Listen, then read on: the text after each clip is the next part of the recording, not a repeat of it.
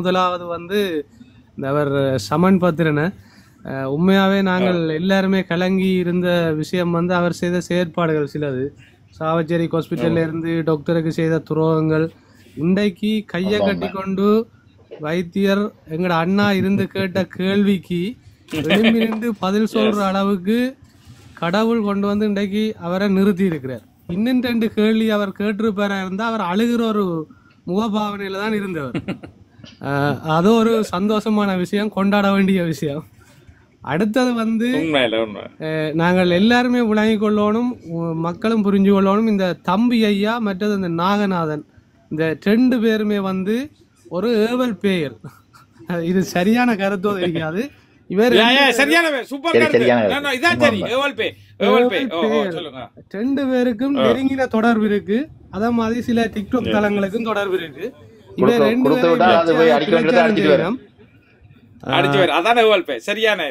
உண்மையான விஷயம். இவர் 2 பேரையும் வச்சு அவ பிரச்சாரம் செய்யணும். அதுல தம்பி ஐயா வந்து இன்றைக்கு கதைச்ச விஷயம் வந்து அந்த டக்ளஸ் தேவானந்தாட ஆளுக்காக இவர் கதைக்கிறார். அவர் ஒரு அதிகாரின்னு சொல்லி, அவர் ஒரு அதிகாரி, அவருக்கு மரியாதை கொடுக்கணும். தன்னை அறியாமலே தான் சப்போர்ட் பண்ற ஆட்களையும் காட்டி கொடுத்துட்டார் தம்பி ஐயா. அதை விட அவர் நினைச்சது யாழ்ப்பாண கூட்டம் மாதிரி வந்து குழாப்பி அடிச்சு டாக்டர் அவமானப்படுத்தலாமண்டு அங்க இருந்த அரசாங்க அதிகாரிகளே அவரை கணக்கெடுக்காம விட்டுடினோம். இப்போ யாழ்ப்பாண மீட்டிங்கில் எல்லா அரசாங்க அதிகாரிகளும் வந்து டாக்டருக்கு எதிராக பயந்து போய் தங்களை அறியாமலே உளறி கொண்டிருந்தது தானே. இந்த கூட்டத்தில் அப்படி ஒரு விஷயத்தை தான் எதிர்பார்த்தவ, திட்டமிட்டு வந்தவ. இல்லைன்னு சொன்னால் அழைப்பில்லாமல் ஒருத்தர் வந்து அலம்புற அளவுக்கு இருக்காது தானே. இவரை பிளான் பண்ணி அனுப்பி விட்டு இருந்தது டாக்டரை அவமானப்படுத்தணும், அவரை டென்ஷன் ஆகணுமெண்டு. அவர் சிம்பிளா கதைச்சு போட்டு தண்ணியையும் குடிச்சிட்டு ஒரு சிரிப்போடையே இவற்றை அளவெல்லாம் முடிச்சு விட்டார். இது உண்மையாவே டாக்டர் ஆளுமை இன்னும் வளர்ந்துருக்கிறத தான் எங்களுக்கு காட்டுது. டாக்டர் வந்து இதுல பெருசா பதட்ட எதுக்கு கண்டிக்கணுமோ அதுக்கு கண்டிச்சார். வடிவா எல்லாருக்கும் விளங்குற மாதிரி சொன்னார். நீ ஒரு பெரிய மனுஷன், இப்படி பொம்பளையில கேவலமா எழுதி போட்டு வந்து யோக்கியமா கதைக்கிறன்றத வடிவா கோபமா கதைச்சிட்டு மற்ற விஷயத்துக்கு அவர் அலம்பின விஷயங்களுக்கு கையை காட்டி போட்டு பேசாம விட்டுட்டார். மற்றது இந்த கணக்கு கேட்குற விஷயம், டாக்டர்கிட்ட யாருமே கணக்கு கேட்க தகுதி இல்லை. இப்போ நாங்கள் கொடுத்திருந்தா கூட அவர் செய்த விஷயத்தை எங்களால் செய்ய முடியாது, அதுக்கு பொறுமதி இல்லை. அதை நாங்கள் எல்லாருமே புரிஞ்சு கொள்ளணும். டாக்டர் இறங்கி செய்கிற விஷயத்த யாராவது செய்வினோம்டா அவைக்கு நாங்கள் எவ்வளவு பணமும் கொடுக்கலாம், யாருமே அதை செய்ய மாட்டினோம். மற்றது கொடுத்த யாருமே கணக்கு கேட்கல, அதுதான் முக்கியமான விஷயம். கொடுத்த யாருமே கணக்கு கேட்க மாட்டாங்க. மற்றது டாக்டர்கிட்ட கணக்கு கேட்கறதுக்கு யாருக்கும் தகுதி இல்லை, அவர் காட்ட வேண்டிய தேவையும் இல்லை. மற்றது எல்லா விஷயத்தையும் காட்ட இல்லாது தேர்தல் நடைமுறைகள், தேர்தல் சட்டங்கள் எல்லாம் இருக்கு. இவங்களை ஏன் இந்த திரும்ப திரும்ப இதை கேட்குறாங்களேன்னு சொன்னால் டாக்டரை வேற ஒரு வழக்கில் மாட்டி விடுறதுக்கு. இப்போ வேற தளங்கள்ல எல்லாம் ஏன் கத்தினம் குளர்னமெண்டா டாக்டர் வாயால் டாக்டர் கோவப்பட்டு தன்னை நிரூபிக்க வலிக்கிடுவார். வலிக்கிட்ட உடனே இன்னொரு சட்ட சிக்கலில் மாட்டி விடுறதுக்கு தான் இவையெல்லாம் விளங்கப்படுகிறோம். ஆனால் டாக்டர் அதில் தெளிவாக இருக்கிறார். ஏனெண்டா எங்களுக்கு ஒன்று விளங்கணும், எல்லா விஷயத்திலையும் வெளிப்படையாக உண்மையாக சில விஷயங்களை கதைக்கிற டாக்டர் இந்த விஷயத்தில் ஏன் வாய் திறக்கலைன்னா அதில் ஒரு விஷயம் இருக்குது.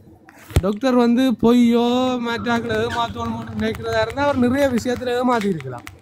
ஆனால் இதில் எங்களுக்கு ஒரு தெளிவு இருக்கணும்.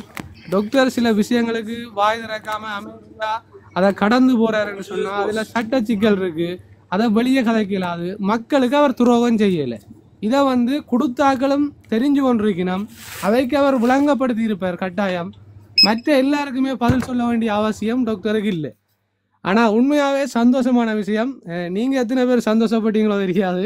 இந்த சமன் பத்திரனவை டாக்டர் கேட்ட கேள்வியும் அவர் முகபாவனையும் அவர் அதில் நின்ற நிலையையும் பார்க்க எனக்கு சிரிப்பாகவும் இருந்தது. கடவுள் ஒரு ஆள் இருக்கிறார்ன்றதை அதில் நிரூபிச்ச மாதிரி.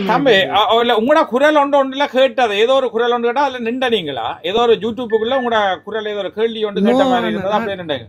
இல்லண்ணா நான் இலங்கையில இல்லையா, நான் ஸ்ரீலங்கா. அத உங்களோட குரல் மேனா தெரியும், உங்களோட குரல் மாதிரி இருந்ததா. அப்ப நான் யோசிச்சேன் இவர் தான் ஏதோ கேட்கிறேன் அந்த குரல்கள். நான் எங்களுக்கு தெரிஞ்சாக்கிற குரல் நாங்க எல்லாம் அங்க நின்று இருந்தா இப்ப தம்பி உண்மையாவே என்ன நடந்துருக்கு கோவத்துக்கு என்ன சொல்லுங்க. நாங்கள் அப்ப நாங்கள் உணர்ச்சிக்கு அடிமைப்படக்கூடாது. உணர்ச்சி என்றது எங்களை மிஞ்சி வரும், அது பாசம், அன்பு, நான் காதல், அதை நான் மறக்கல.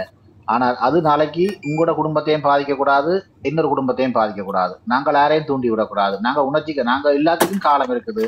அவைய கடைசியாக கொண்டு ரோட்ல வாங்க அனாதையாக மரணிக்க மாற மாதிரி சொன்னால் சம்பந்தன் ஐயாண்ட மரணம் மாதிரி இந்த சமூகத்துக்கு துரோகம் செய்ய வேண்டிய மரணங்கள் நிச்சயமாக அவையை ஒரு அநாத மரணங்களாக இந்த உலகத்தை விட்டு அனுப்பும் ஐயா.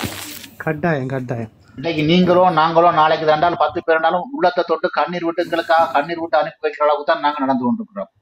அப்ப சில விஷயங்களை நாங்கள் காலத்தின் கையில கொடுத்து பொறுமையா இருப்போம்.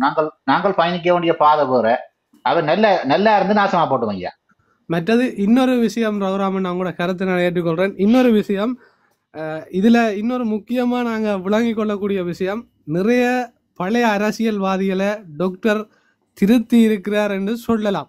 சில செயற்பாடுகள், சில அணுகுமுறைகள், சில வார்த்தை பிரயோகங்களை பார்க்க டாக்டருக்கு பயந்தே திருந்துறதுக்கு முடிவெடுத்திருக்கிறாங்களோ என்ற ஒரு கேள்வி சிறிதரன் ஐயாண்ட இந்திய நடத்தையில எனக்கு தெரிஞ்சிச்சு. 100% 100க்கு 100 நீங்க சரியான கருத்தை தான் சொல்றீங்க. அதை நான் உறுதிப்படுத்தல. அதான் நான் திருந்தோணும் அல்லது நான் இப்படித்தான் கதைக்கணும், நான் வாய் திறக்கணும் என்ற கட்டத்துக்கு எங்கட தலைவர், எங்கட டாக்டர், எங்கட அண்ணா கொண்டு வந்து நிப்பாட்டி இருக்கிறார் என்றதுதான் உண்மையான விஷயம். சரி, உண்மையா 100% நம்பி. ஓகே, நான் நன்றி. சந்திரன் சொல்லி அந்த அண்ணாவை கதைக்க விடுங்க.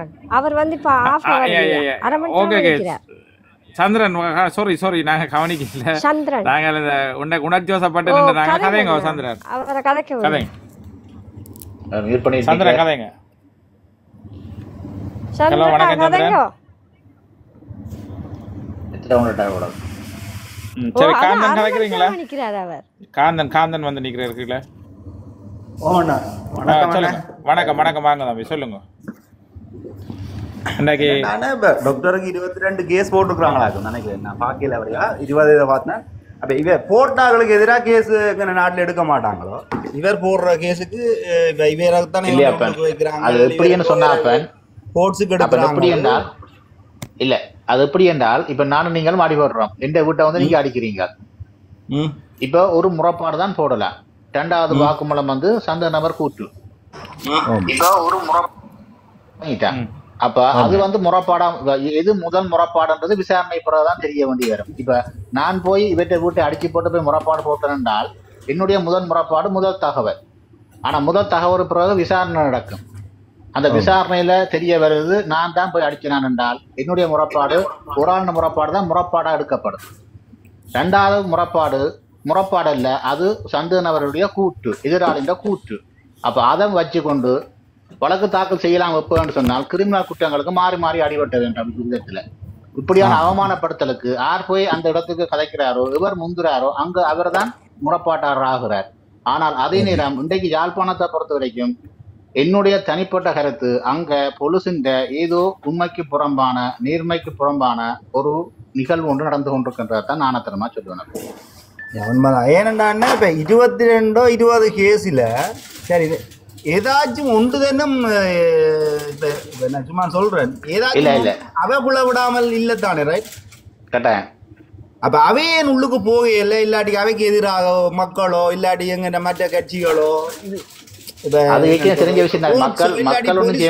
ஏன் அப்படி ஒரு நடவடிக்கை எடுக்காம இருக்கிறதுக்குரிய காரணம் என்னன்னு அது இன்றைக்கு வடக்கு புலஸ் அதிகாரமும் வடக்கு சுகாதார திணைக்களமும் தாங்கள் துணைத்தினமா தாங்கள் நிச்சயத்தான் செயல்படுத்திக் கொண்டிருக்கிறோம்.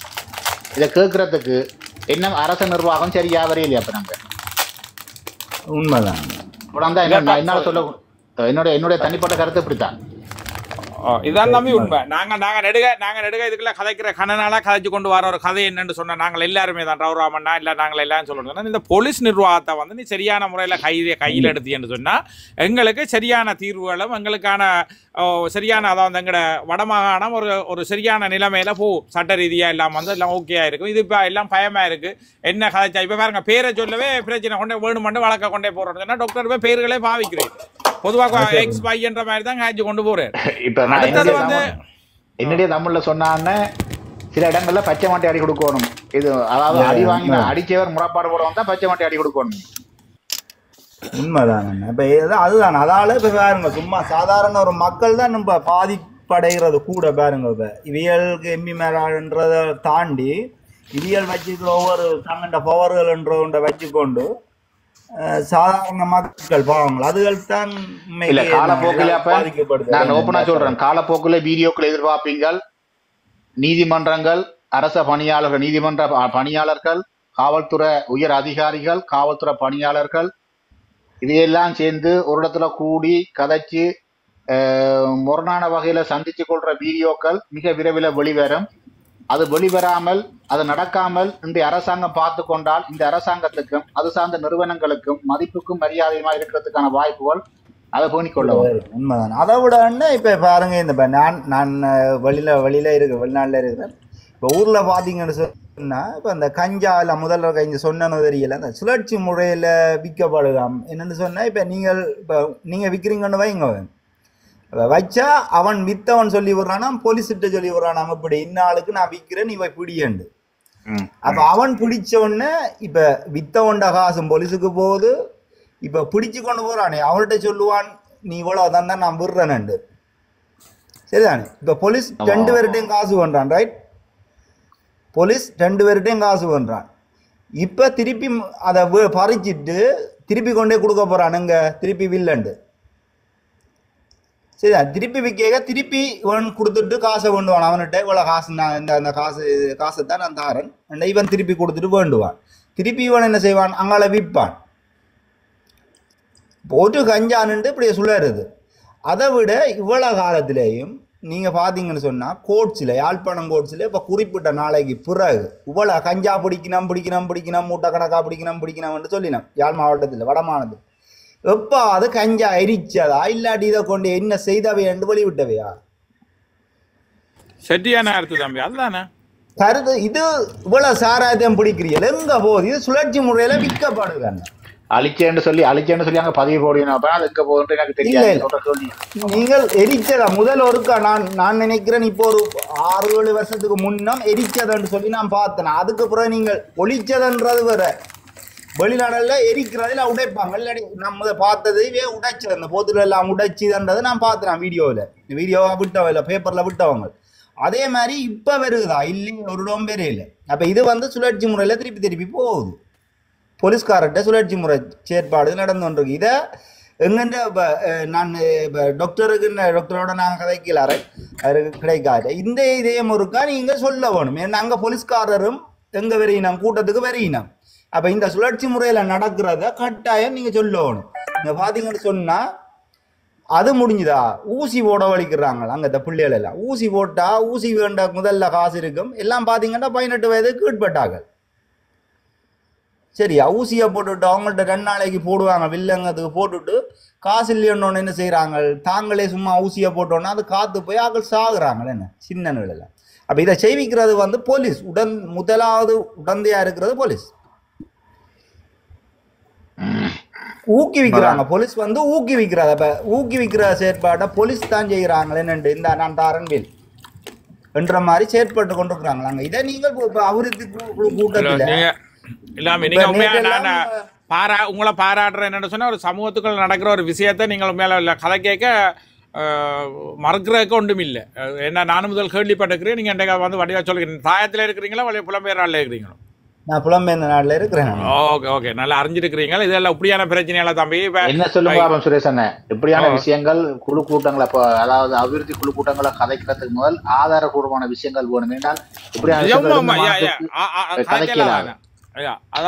சரி, ஆனா ஆதாரமான என்னன்னு சொன்னா இப்ப இவ்வளவும் செய்த டாக்டருக்கோ இல்ல அங்க இருக்கிறவைக்கோ இந்த ஆதாரம் எடுக்கிறதுன்றது நான் நினைக்கிறேன் கண் இமைக்கிற பொழுதுன்னு நினைக்கிறேன் எடுக்கிறேன். நான் முதலே சொல்லிட்டேன், இந்த சமூகம் இனியும் அர்ஜுனாட்ட ஆதாரங்களையும் ஆவணங்களையும் கொடுக்க தவறுனீங்களோ நீங்கள் கஷ்டம், பயங்கர கஷ்டம். கடவுளால கொடுக்கிற சமூகத்தை காப்பாற்ற முடியாது. இதுக்கு பிறகு நான் சில பேருக்கு சொல்றது உண்மைக்கு நீங்க என்ன நினைக்கிறீங்களோ தெரியாது. அவர் என்ன கதைக்கிறார் ஏதோ கதைக்கிறார் தேவையில்லை. ஆனா அவர் வந்தபடியா தான் இன்றைக்கு மக்களுக்கு தெரியும் கச்சேரியில இவ்வளவு காசு திருப்பி அனுப்பப்படுது, இவ்வளவு காசு இல்லாம போகுது, இவ்வளவு சனத்துக்கு குடுக்கூடாம போகுதுன்றது இப்பதான் இவர் கதைச்சா அப்புறம் மட்டும்தான் ஜனத்துக்கு தெரியும். அதுக்கு முதல் ஒருத்தருக்கும் தெரியாது, இவங்க சொல்றதும் இல்லை. நான் வாதாடுறேன், நான் வேறோட இங்க இருந்தோண்டு நான் சில வெளிநாடுல கொடிகளோட வாதாடுறது அவருக்கு நான் சொல்றேன் இல்லை, அவர் கதைக்கிறதான் சரி. ஐரோப்பிய நாடுகள்ல இருக்கிற மாதிரி காவல்துறை மாற்றம் இன்றைக்கு இலங்கையிலையும் இந்தியாவிலையும் மாறுதோ அன்றைக்குத்தான் எங்களோட தமிழினத்துக்கான ஒரு மோட்சனம்ன்றதுக்கு அப்பால 80% மாற்றத்துக்கான சூழல் உருவாகும். அது எங்கட கையிலையும் இல்லை, உங்களோட கையிலையும் இல்லை, அரசாங்கம் எடுக்கப்படுற அரசாங்கத்தின் கையிலான் இருக்காது. இல்லை இதில் என்ன ஒன்றும் பிரச்சனை இருக்குன்னு சொன்னால் இவள் மிக விரைவில் வந்து இந்த போலீஸ் பிரச்சனையை வந்து கையில் எடுக்கலைன்னு சொன்னால் பாதிக்கப்படுறது வந்து எங்களோட அப்பாவி சின்ன மொட்டுக்கள் எல்லாம் 19, 20, 21, 22 அதுகளுக்கு எல்லாம் வந்து அறிவண்டி இல்லை. நீங்கள் ஒரு தரம் அந்த புள்ளைன்றது வந்து அதில் 2 இருக்கு. ஒன்று கஞ்சா ஒன்று இருக்குது, மற்றது அந்த மின்னிக்குள்ளே வச்சு போட்டு அந்த பவுடராக போட்டுட்டு கீழே நெருப்பை வச்சு அந்த புகை மாதிரி என்ன நான் ஜெயிலுக்குள்ளே இருக்கேன் அதை பார்த்துருக்குறேன் ஸ்ரீலங்காவில்.